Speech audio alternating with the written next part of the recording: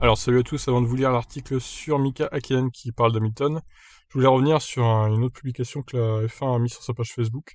Donc on a un autre comparatif avec Schumacher et Hamilton là. Donc ce sont leurs stats respectives au moment où ils ont obtenu leur 91e victoire. Donc le nombre de départs, on l'avait déjà vu. Donc ils ont 6 titres pour Hamilton et 7 pour Schumacher. 96 pôles pour Hamilton, 68 pour Schumacher. Le nombre de podiums, c'est pareil, on l'avait vu, 160 pour Hamilton, 154 pour Schumacher. Le nombre de meilleurs tours, Schumacher est encore en tête, 75 à ce moment-là, et 51 pour Hamilton. Alors, nombre de courses menées, du coup, ça c'est une nouvelle statistique, 158 pour Hamilton, 140 pour Schumacher au moment où il avait eu sa 91e victoire. Alors, les différents circuits où ils ont gagné aussi, 27 pour Hamilton et 23 pour Schumacher. Et le moment de la 91e victoire étant à l'Eiffel 2020, donc au Nürburgring pour Hamilton, et en Chine 2006, donc Grand Prix de Shanghai en 2006 pour Schumacher, la dernière victoire de l'Allemand en Formule 1. Donc on va passer maintenant à l'article sur Hakkinen. Donc il répond à ceux qui pensent que Hamilton ne triomphe que grâce à sa Mercedes F1. Alors non, du coup, c'est comme si on disait que Schumacher a triomphé grâce à sa Ferrari. Non, au bout d'un moment, il n'y a pas que ça, quoi. Mika Hakkinen a longtemps été le rival de Michael Schumacher et a donc sans doute ressenti un sentiment particulier quand il a vu au Nürburgring dimanche dernier Hamilton égaler le record de victoire du Kaiser. Et à ceux qui disent que les victoires d'Hamilton sont surtout celles de Mercedes, Hakkinen a répondu de manière nette et franche. Il était vraiment impressionnant de voir Lewis Hamilton égaler Schumacher, qui a remporté 91 victoires en Grand Prix. Gagner un Grand Prix n'est pas facile, et répéter ça tant de fois en 14 ans de Formule 1 est un exploit très spécial dont Lewis a toutes les raisons d'être fier. Pour gagner des courses et un championnat du monde, il faut beaucoup de choses, notamment une excellente voiture, un coéquipier solide et une excellente équipe de personnes pour vous soutenir. Et Lewis a bénéficié de toutes ces choses chez Mercedes. Mais il faut aussi être performant, car quelle que soit la qualité de votre voiture, vous devez conduire, utiliser les systèmes de la bonne manière, exécuter la bonne stratégie et surtout être un très bon pilote de course.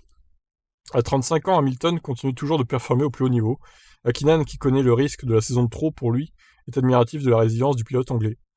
Bah oui, c'est ça. Hakkinen en 2001, c'était vraiment l'ombre de lui-même. Et il avait décidé de prendre une année sabbatique et au final, il est jamais revenu. Donc bon, c'est dommage parce que je l'aimais bien, ce pilote, Mika Hakkinen.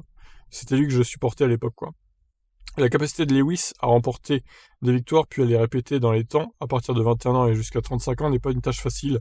Je sais combien il a fallu d'énergie pour remporter le titre 2 fois. Et quand j'ai arrêté de courir en F1, je savais que c'était le bon moment à 33 ans. Donc personne ne devrait penser que ce que Lewis a fait, c'est simplement parce qu'il dispose de la meilleure voiture.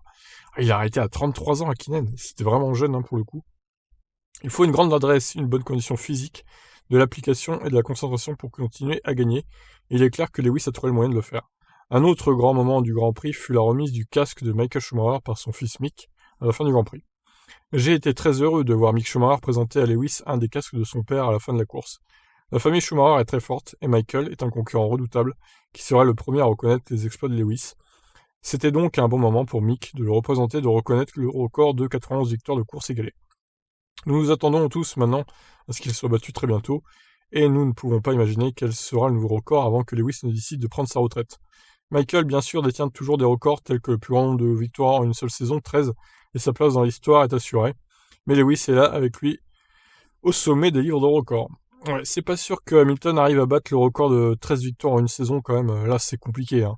Schumacher sur cette saison-là, mais ça devait être en 2004, je pense, ou en 2002, je ne sais pas trop. Je dirais plutôt 2004 pour le coup. Il avait fait un sacré record, en 13 victoires, surtout qu'à l'époque, il n'y avait pas 21 courses, il y en avait 17-18, pas plus, quoi. C'était impressionnant, quoi.